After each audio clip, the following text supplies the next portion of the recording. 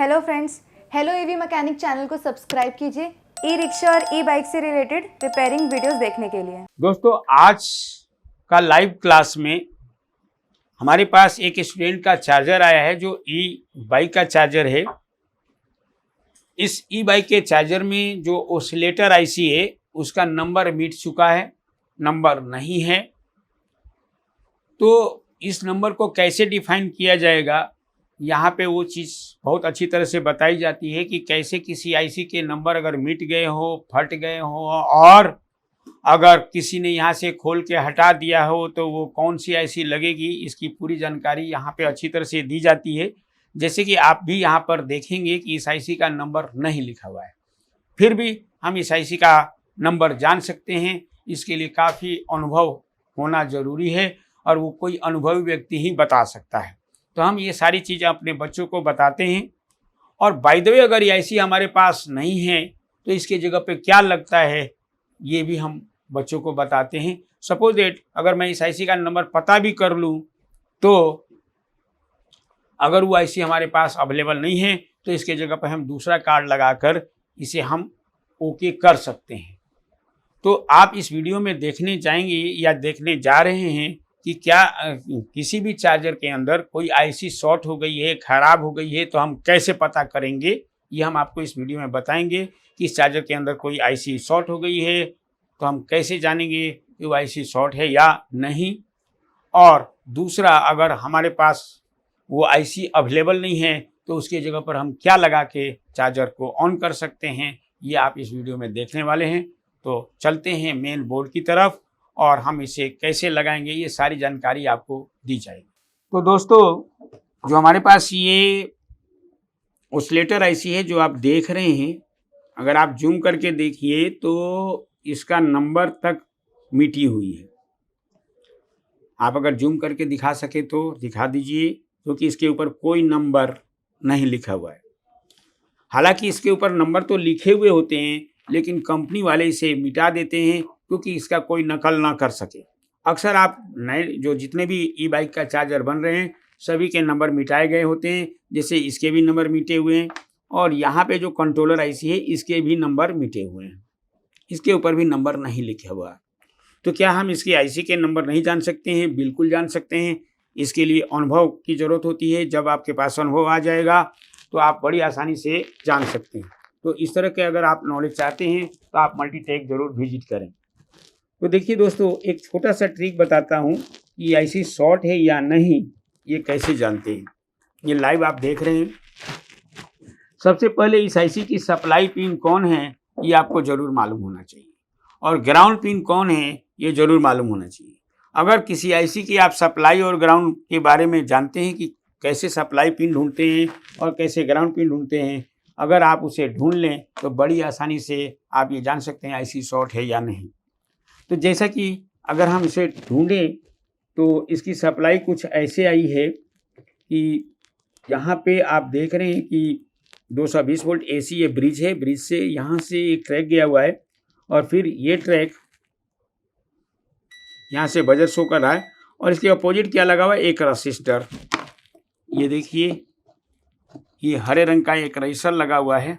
अगर देख पाएँ तो थोड़ा सा ये रजिस्टर, ये मोटा सा रजिस्टर लगा हुआ है।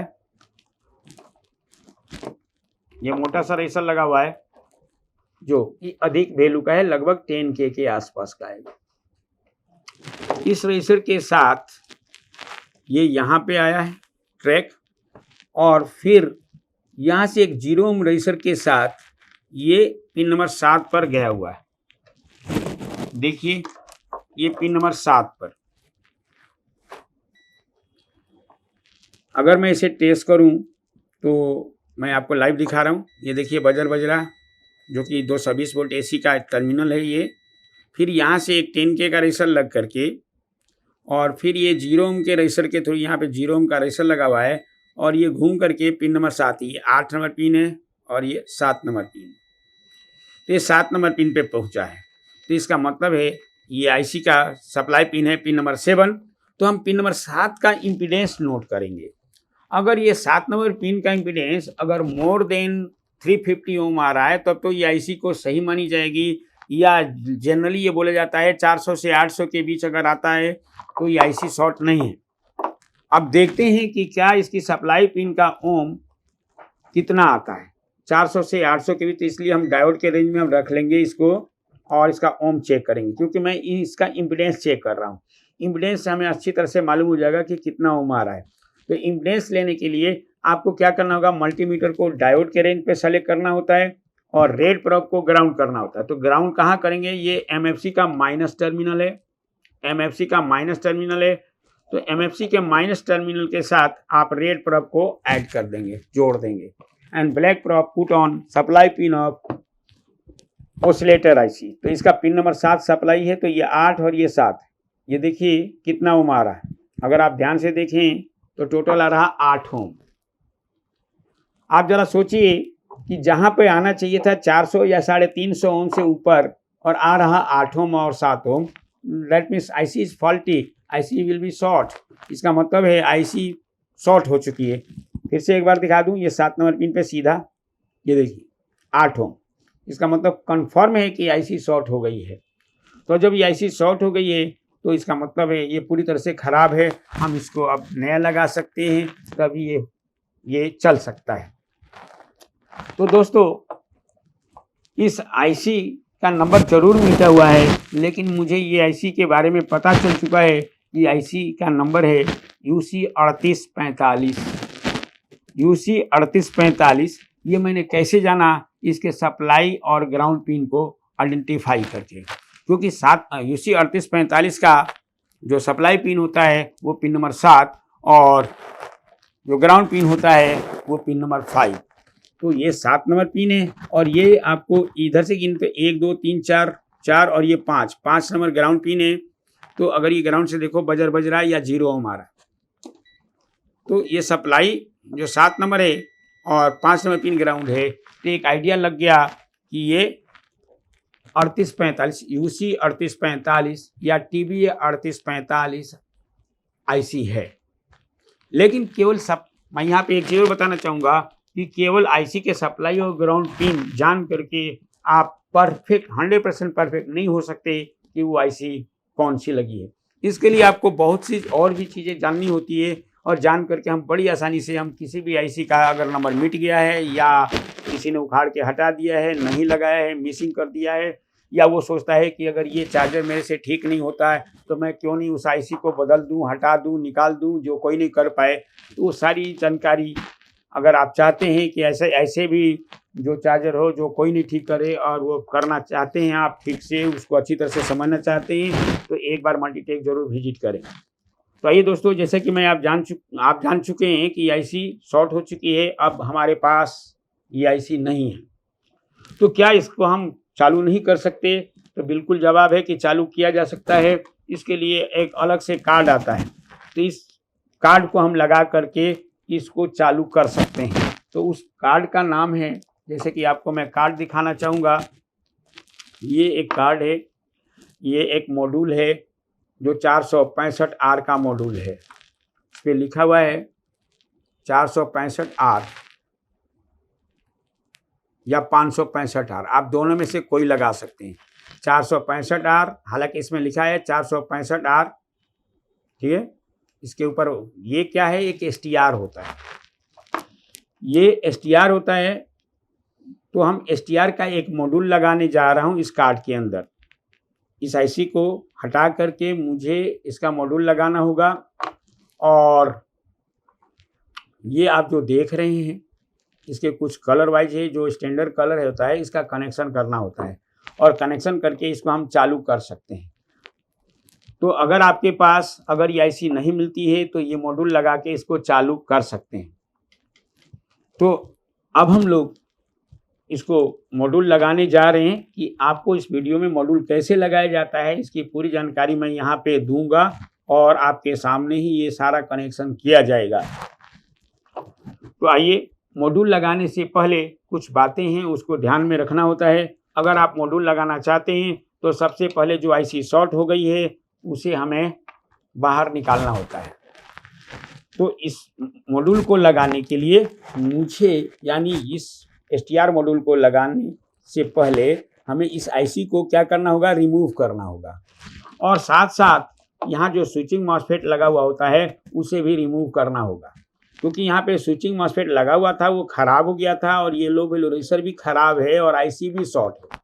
तो ये तीनों चीज़ शॉर्ट होने के कारण मैं सोचा कि क्यों नहीं इसमें मॉड्यूल लगा दिया जाए जिससे परमानेंट ये प्रॉब्लम दूर हो जाए। तो मैं इस मॉड्यूल को अब लगाने जा रहा हूँ और मैंने मॉसफेट खोल दिया है और अब मुझे इस IC को भी खोलना होगा, इस IC को भी बाहर निकालना होगा और निकाल करके हम इस मॉड्यूल को लगाएंगे। तो अब हम इस IC को निकालेंगे, हम अपने स्टूडेंट के द्वारा ही इस IC को निकालने की कोशिश करवा रहा हूँ जो आपके सामने होगा। तो चलते हैं इस IC को निकालने। तो दोस्तों देखिए कैसे हमारे स्टूडेंट निकाल रहे हैं। पहले इसमें फ्लक्स लगाना है, उसके बाद बीट पे भी फ्लक्स लगा के निकालनी है इसको। देखिए हट रहा होगा धीरे धीरे, दोनों साइड से खोलिए।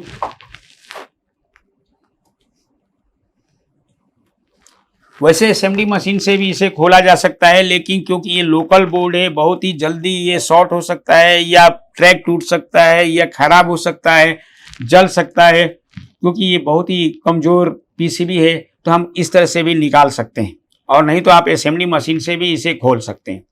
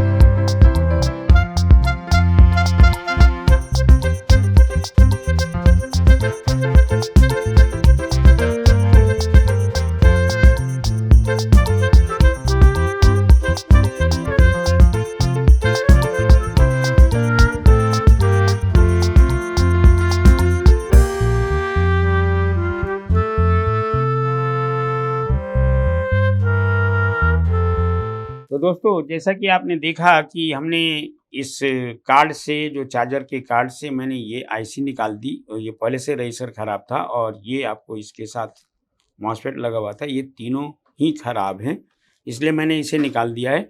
और अब हम इसके ऊपर आपको बताने जा रहे हैं कि कोई भी जो ई-बाइक का चार्जर है, तो ई-बाइक का चार्जर में अगर ओसिलेटर IC ख़राब हो गई है या उस प्राइमरी हिस्से में लगा STR खराब हो गया है या ट्रांजिस्टराइज बेस ट्रांजिस्टर पर आधारित कोई ओसिलेटर बना हुआ है और वो चीज़ आपके पास नहीं है, वो पार्ट्स आपके पास अवेलेबल नहीं है, तो आप अलग से एक कार्ड लगा सकते हैं। ये जो आप देख रहे हैं ये दो तरह का आता है। जो 465R का ये मॉड्यूल है, जिसे STR मॉड्यूल कहते हैं, 465R का STR मॉड्यूल आप मार्केट से खरीद करके लगा सकते हैं या 565R का मॉड्यूल आप मार्केट से खरीद के लगा सकते हैं। 465 और 565R का मॉड्यूल का कनेक्शन सेम होता है। तो फर्क क्या होता है, केवल और केवल एम्पियर का। तो जैसे जैसे इसका नंबर बढ़ता जाएगा वैसे वैसे इसका एम्पियर बढ़ता जाएगा। जैसे 465 है यानी 4 एम्पियर का है, 650 वोल्ट, उसी से 565 5 एम्पियर 650 वोल्ट। तो ये आप लगा सकते हैं। तो आइए अब ये आप जैसा कि आप देख रहे हैं इस वीडियो में, आप देखेंगे कि ये कैसे लग रहा है, कैसे कनेक्शन करते हैं इस मॉड्यूल का। तो आप जैसा कि आप देख रहे हैं कि इसमें कुछ कलर्स हैं, येलो, ब्लैक, रेड और वाइट एंड ग्रीन। फिर से येलो, पीला, काला, लाल और सफ़ेद और हरा। इसका कनेक्शन हम कैसे करेंगे, तो जैसा कि मैंने बताया कि सबसे पहले आप आईसी को बाहर निकाल दें और मॉसफेट को भी बाहर निकाल दें। ये दोनों तो निकालना जरूरी है, बाकी कुछ निकालें या ना निकालें ये जरूर निकलना चाहिए। और फीडबैक से जुड़े कंपोनेंट ठीक होनी चाहिए, आपके फीडबैक वाले कंपोनेंट ठीक होनी चाहिए, तो ये चीज़ें आप जोड़ सकते हैं। तो आइए मैं इसे जोड़ने जा रहा हूँ। तो सबसे पहले हम माइनस यानी ये काला वाला तार को जोड़ रहा हूँ। ये काला वाला तार कहाँ जोड़ना है? Black wire connected with negative terminal of MFC और फ्लोटिंग ग्राउंड। ये जो आप एमएफसी का माइनस टर्मिनल है, आप जो देख रहे हैं, ये एमएफसी का माइनस यानी मेन फील्ड कैपेसिटर का माइनस टर्मिनल है। इस माइनस टर्मिनल को ये माइनस, तो यहाँ पे आपको माइनस जोड़ना है। चलो भाई, कोई आप में से कोई स्टूडेंट ही जोड़ दे, हमारे स्टूडेंट ही जोड़ेंगे जो मैं बताऊंगा।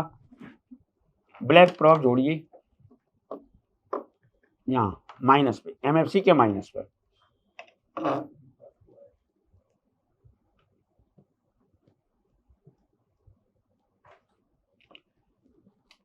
अब जो है ये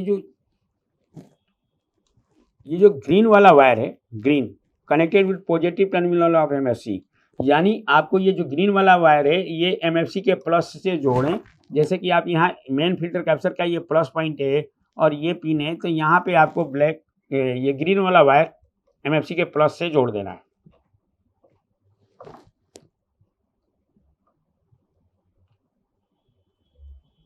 अब हमारे पास दो वायर का कनेक्शन हो गया है। अब तीसरा है येलो वायर, येलो यानी पीला, पीला वायर को आपको जोड़ना है जो मॉसफेट का ड्रेन है, जहाँ से आपने मॉसफेट खोला था। जैसे कि आपने ये मॉसफेट यहाँ से खोला था, इसका बीच वाला टर्मिनल ड्रेन होता है, तो ड्रेन बीच वाले टर्मिनल पे आपको पीला वायर जोड़ना है, येलो। आप दूर भी जोड़ सकते हैं इस ट्रैक पर, जरूरी नहीं वहीं जोड़े, सड़ सकता है, लेकिन सेम ट्रैक पे जोड़ना है। जैसे ये ड्रेन है तो यहाँ पे जोड़ दिया हमने। ये 3 वायर का कनेक्शन हो चुका है। अब हमारे पास केवल 2 वायर बचे हुए हैं।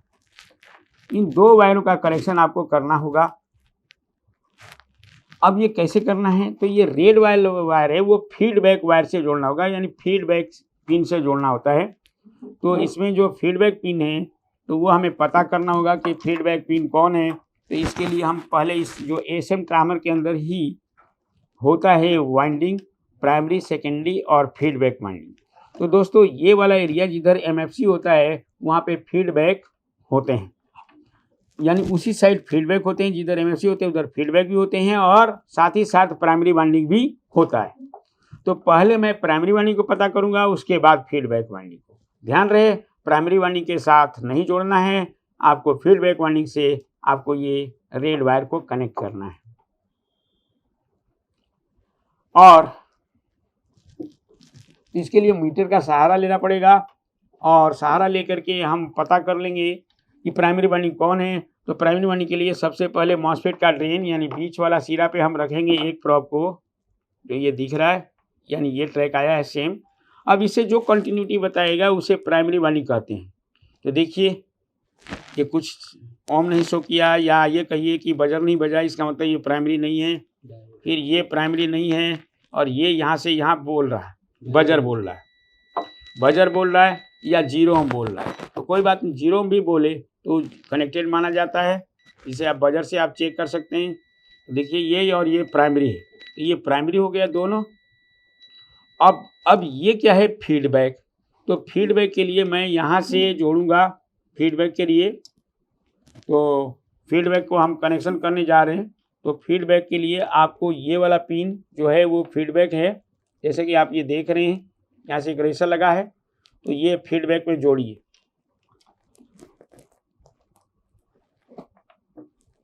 रेड वाला पिन, हाँ।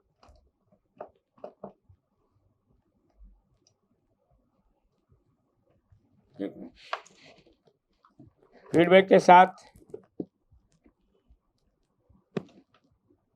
जुड़ गया है।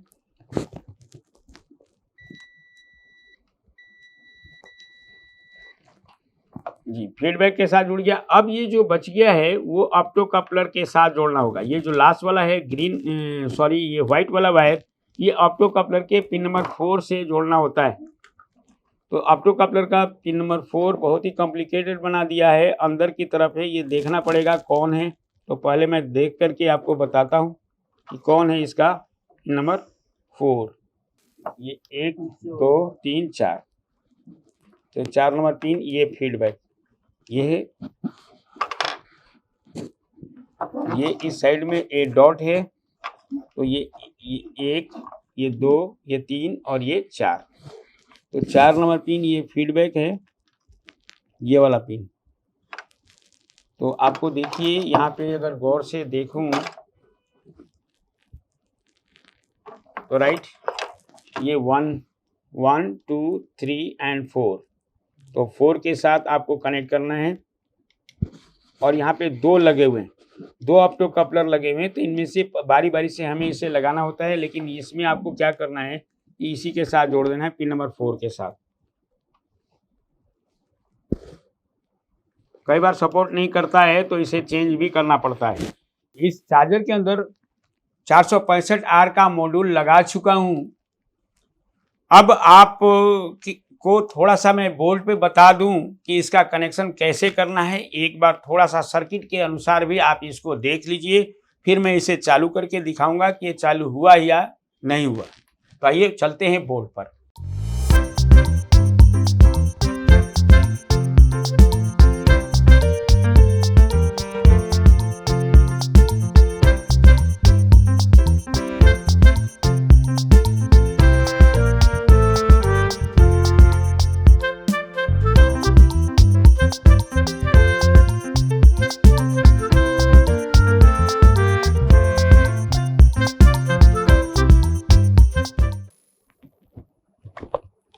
तो दोस्तों मैं आपको अब बोर्ड पे समझाने की कोशिश कर रहा हूँ कि ये कनेक्शन कैसे करना है। जैसे ये प्राइमरी वाइंडिंग है,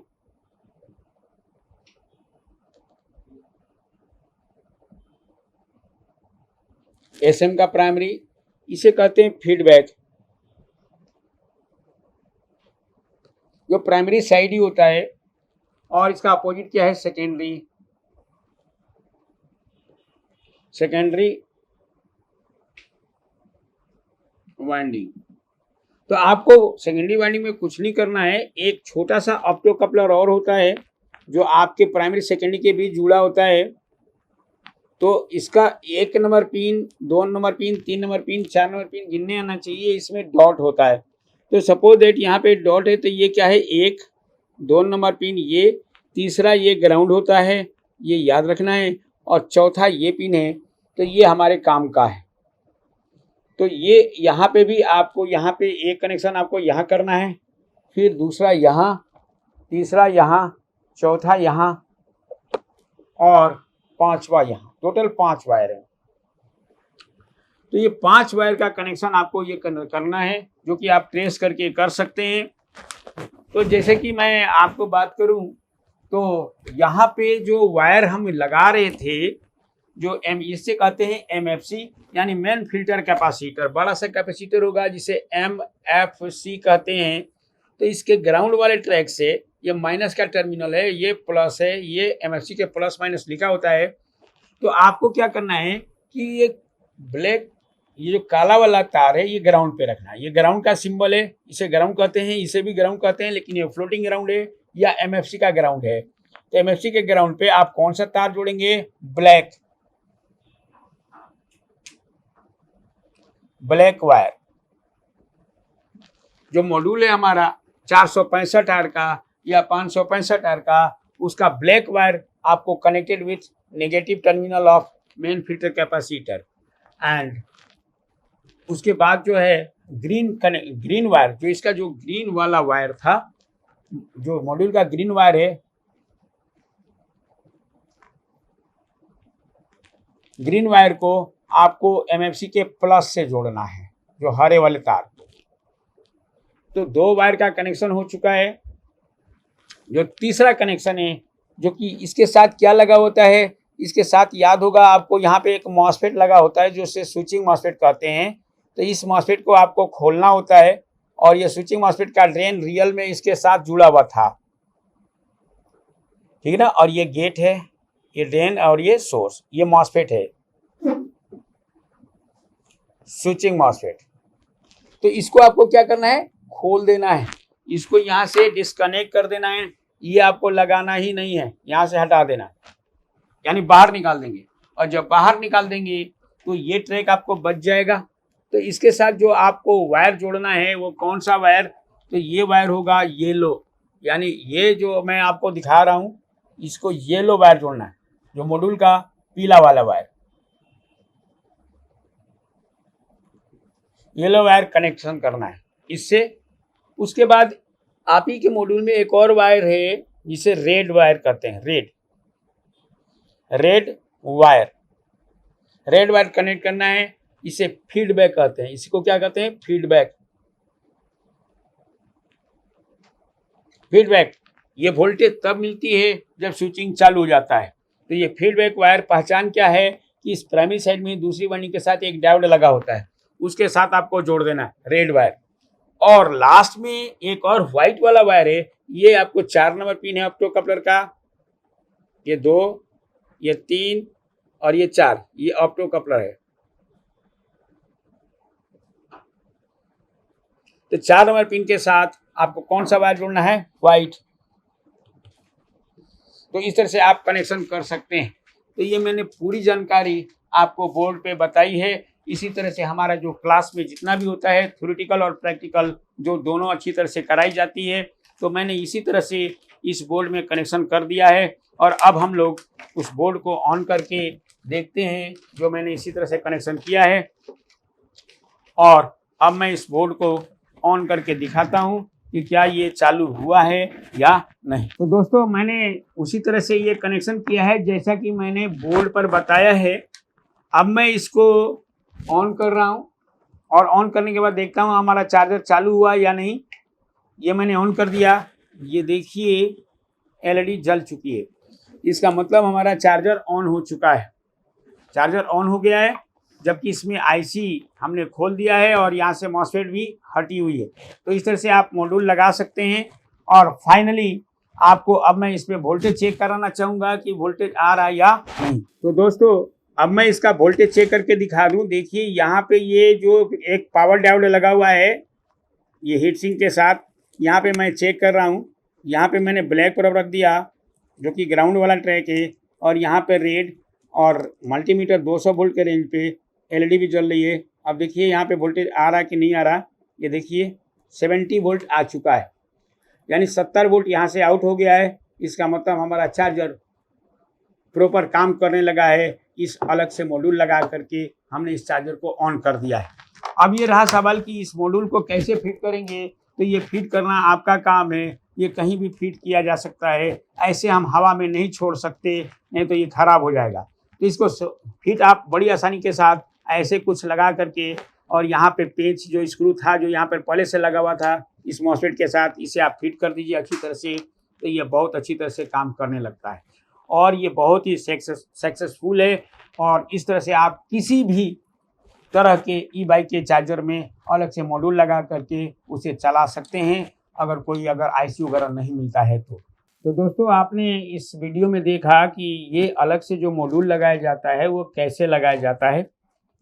तो हमने ये सारी डिटेल्स आपको लाइव मैंने अपने स्टूडेंट से ही जुड़वाया है कि इसका कनेक्शन कैसे किया जाता है। और कनेक्शन करते समय कुछ सावधानी भी रखनी होती है, जैसे कि एक बार फिर से डिटेल्स बता दूं तो जो इसका जो ब्लैक वाला वायर था वो एमएफसी के माइनस से जोड़ना था, और जो ग्रीन वाला वायर है वो एमएफसी के प्लस से जोड़ सकते हैं या जोड़ा जाता है। उसके बाद नेक्स्ट आता है येलो वाला वायर, उसके लिए आपको स्विचिंग मॉसफेट के ड्रेन से जोड़ा जाता है, और या एसएम के प्राइमरी वाइंडिंग से भी जोड़ सकते हैं। उसके बाद नेक्स्ट आता है रेड, जो फीडबैक वाइंडिंग के साथ जोड़ा जाता है, और लास्ट में जो वाइट वाला वायर है वो ऑप्टो कपलर के पिन नंबर 4 से जोड़ा जाता है। तो ऐसे जोड़ करके आप इस मॉड्यूल को आप लगा सकते हैं और आपका चार्जर वगैरह चालू हो सकता है। लेकिन जिसमें अगर 2 ऑप्टो कपलर लगा होता है तो उसे हमें इंटरचेंज करके देखना होता है, कई बार वो नहीं चलता है। तो पहले हमने एक ऑप्टो कपलर के साथ पिन नंबर 4 से जोड़ दिया, तो अगर वो नहीं चल पाया तो मुझे दूसरे ऑप्टो कपलर के पिन नंबर 4 से जोड़ना होता है। बस इतना करने से आपका सर्किट चालू हो जाएगा, बशर्ते आपका मॉड्यूल ठीक होनी चाहिए, क्योंकि कई बार मॉड्यूल मार्केट के अंदर अब घटिया क्वालिटी का भी आ रहा है, तो कई बार वो मॉड्यूल लगाने के बाद कामयाब भी नहीं होता है। तो हमें जब भी मॉड्यूल ख़रीदना है वो अच्छी क्वालिटी का ही ख़रीदना है। तो उम्मीद है आपको ये वीडियो पसंद आया होगा और आप इसी तरह से हमारे वीडियो देखिए और सब्सक्राइब भी करते रहें, जिससे आपको नए नए लेटेस्ट वीडियो मिलेगा। तो इस वीडियो में इतना ही। थैंक यू वेरी मच दोस्तों।